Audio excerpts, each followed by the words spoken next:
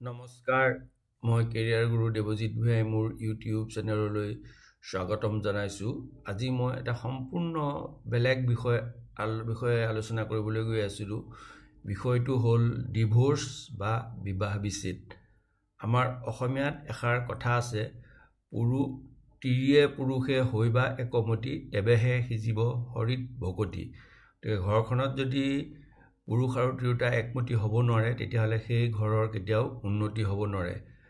কিন্তু বৰ্তমান সময়ত আমি দেখা পাইছোঁ যে চৌদিশে বিবাহ বিচ্ছেদ বা ডাইভৰ্চৰ সংখ্যাটো অত্যন্ত ধৰণে বাঢ়িছে। সৰু সৰু কথাতে ডিভোৰ্চ বা বিবাহ বিচ্ছেদ হোৱা হৈছে।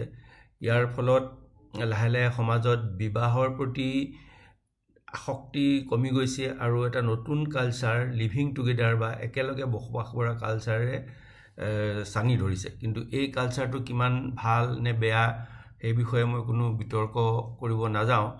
কিন্তু ইয়াৰ ফলত যে সমাজৰ ক্ষতি হৈছে এইটো নিশ্চিত, কাৰণ সমাজখন চলি থাকিবলৈ হ'লে কিছুমান ছেট নৰ্মছ বা ছিষ্টেমৰ মাজেৰে আগবাঢ়িব লাগিব, নহ'লে এসময়ত গৈ সমাজত কেঅছৰ সৃষ্টি হ'ব। 21 শতিকাৰ পৃথিৱীখন আজি হৈ গ'ল সম্পূৰ্ণ বেলেগ। ইয়াত পুৰুষ আৰু নাৰীৰ সম অধিকাৰৰ কথা আহিছে। গতিকে পুৰুষৰ সৈতে সমানে সমানে নাৰীয়েও সকলো কামতে আগবাঢ়ি গৈছে, সকলোতে নিজৰ ভাগ বা নিজৰ যোগদান দিছে। কিন্তু 20 শতিকালৈকে আছিলে কি নাৰী অৰ্থনৈতিকভাৱে সদায় পুৰুষৰ অধীনত আছিল। সেইকাৰণে তেতিয়া এনেধৰণৰ কথাও কোৱা হৈছিল যে লাও যিমানেই ডাঙৰ নহওক পাতৰ তল। গতিকে পুৰুষ প্ৰধান সমাজত নাৰীয়ে সকলো কথা পুৰুষৰ ডিক্টেট বা পুৰুষৰ কথামতে চলিব লগা হৈছিল। কিন্তু যেতিয়াই এইখিনি সলনি হৈ গ'ল 21 শতিকাত, লগে লগে মানুহৰ মাজত ডিভোৰ্চ হ'ল। বিয়াৰ শুনা যায়, এসপ্তাহ পিছতো ডিভোৰ্চ হৈছে, এমাহ পিছতো হৈছে, 2 মাহ পিছত হৈছে, এবছৰৰ পিছত হৈছে। আৰু আচৰিত কথা যে মানুহ অৱসৰপ্ৰাপ্ত হোৱাৰ পিছতো বিবাহ বিচ্ছেদ বাঢ়িহে গৈছে, এইটো কমা নাই। গতিকে এই বিবাহ বিচ্ছেদটোৱে সমাজত কেনেধৰণৰ প্ৰভাৱ পেলাইছে বা কেনেধৰণৰ ক্ষতি কৰিছে সেই বিষয়ে আজি আলোচনা কৰিবলৈ গৈ আছোঁ। এতিয়া বিবাহ বিচ্ছেদৰ বিষয়ে আলোচনা কৰিবলৈ যোৱাৰ আগতে মই যিটো নিজে ভাবি পেলাই বা নিজে আজি ইমান বছৰে এনালাইচিছ কৰি পাইছোঁ যে বিবাহ বিচ্ছেদৰ বহুতো কাৰণ আছে। তাৰ ভিতৰত প্ৰথম কাৰণটো হ'ল পৰকীয়া প্ৰেম বা এক্সট্ৰা মেৰিটেল লাভ। এইটো এটা বহুত ডাঙৰ কাৰণ। দ্বিতীয় কাৰণটো হ'ল যে বিবাহৰ পিছতো পুৰুষৰ মাতৃৰ প্ৰতি আৰু নিজৰ আগৰ পৰিয়ালৰ প্ৰতি অধিক অনুগত্য, আৰু বিবাহিত মহিলা আৰু পুৰুষৰ পৰিয়ালৰ মহিলাসকলৰ মাজত ইনটলাৰেঞ্চ। তৃতীয়টো হৈ গ'ল যে আৰ্থিক সমস্যা, আমদানি আঠানা খাৰচা ৰুপৈয়া। চতুৰ্থ কাৰণটো হ'ল যে incompatibility for socio' cultural difference আৰু difference due to life philosophy. গতিকে দুয়োজনৰে জীৱন দৰ্শনটো কমপ্লিটলি বেলেগ হয়, তাৰ ফলত তেওঁলোকে একেলগ হ'ব নোৱাৰে বা তেওঁলোকৰ ছ'চিঅ' কালচাৰেলো ডিফাৰেঞ্চ থাকে। পঞ্চম কাৰণটো হ'ল যৌতুক প্ৰথা। যৌতুকৰ কাৰণে মহিলাৰ ওপৰত অত্যাচাৰ কৰা হয়, যাৰ কাৰণে যৌতুক বিৰোধী আইন বা ডমেষ্টিক ভায়লেঞ্চ আইন আদিও আনিব লগা হৈছে। ষষ্ঠ কথাটো হ'ল যে পত্নীৰ প্ৰতি স্বামীৰ ঈৰ্ষাপৰায়ণতাও আজিকালি দেখা যায় যে পত্নী যদি অধিক উন্নতি হয়, তেওঁ নিজৰ পত্নীৰ প্ৰতি ঈৰ্ষাপৰায়ণ হৈ পৰে। নিজৰ অকৃতকাৰ্যতাত তেওঁ তাত নিজৰ পৰিৱৰ্তে পত্নীৰ ওপৰত দোষ জাপিব খোজাৰ ফলতো ডিভোৰ্চ হৈ যায়। 7 নম্বৰ কাৰণ হ'ল যে ৰঙীন পৃথিৱীৰ প্ৰতি মোহ আৰু আসক্তি। আজিকালি সকলোৱে ৰঙীন পৃথিৱীত উৰি ফুৰিবলৈ ভাল পায়, সকলোকে তৎক্ষণাতে সকলো বস্তু লাগে আৰু নাপালেই তাৰ ফলত মনোমালিন্য বাঢ়ি যায় আৰু বিবাহ বিচ্ছেদ হয়। 8 নম্বৰ কাৰণ হ'ল যে মদ, নিচাযুক্ত দ্ৰব্য, জুৱাৰ প্ৰতি আসক্তি।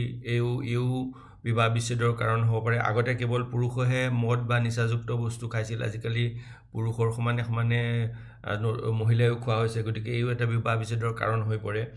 9 নম্বৰ হ'ল যে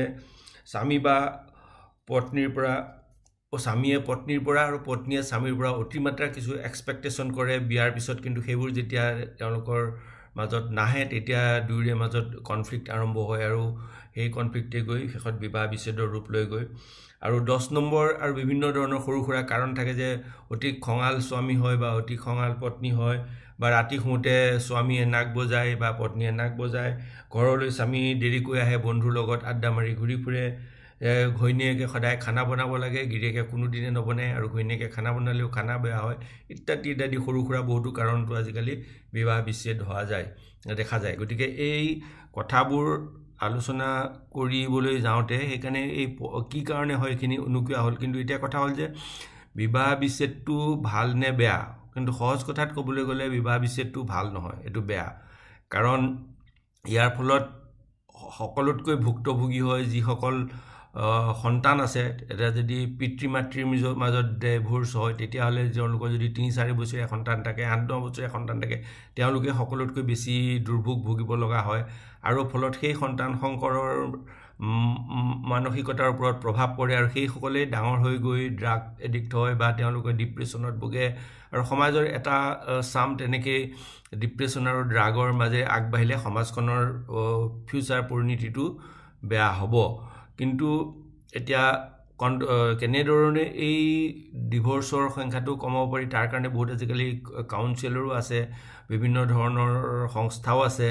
কিন্তু তথাপি দেখা গৈছে যে সেই কথাবোৰ তেওঁলোকে মিলা মিছা কৰিব নোৱাৰে। অৱশেষত আদালতত গৈ তেওঁলোকে বিবাহ বিচ্ছেদ হয়, আৰু তাৰপিছত বহুতে লিভিং টুগেডাৰ ৰিলেশ্যনশ্বিপত থাকিবলৈ বেলেগৰ লগত আৰম্ভ কৰে। গতিকে সমাজখন এজ এ হোল চলিবলৈ হ'লে এই বিবাহ বিচ্ছেদৰ হাৰটো যিমান দূৰ পৰা যায় কম কৰি ৰাখিব লাগিব। আৰু তাৰ কাৰণে সৰু অৱস্থাৰে পৰাই ছাত্ৰ ছাত্ৰী বা সকলোকে টলাৰেশ্যন বা সহিষ্ণুতা কিছু শিকাব লাগিব। আৰু লগতে আমাৰ যিটো কিছুমান ধৰ্মীয় আগৰ নীতিবচন বা সামাজিক নীতিবচন আছে, সেইসমূহ শিকাব লাগিব বা নীতি শিক্ষা কিছু শিকাব লাগিব। তাৰপিছতো কিছু সংখ্যক ডিভোৰ্চ হ'বই, সেইটো বাধা দিব নোৱাৰি। কিন্তু যিটো অত্যধিক ধৰণে বাঢ়ি গৈছে, সেই বস্তুটো সেই সমাজৰ কাৰণে ভাল হোৱা নাই। ধন্যবাদ।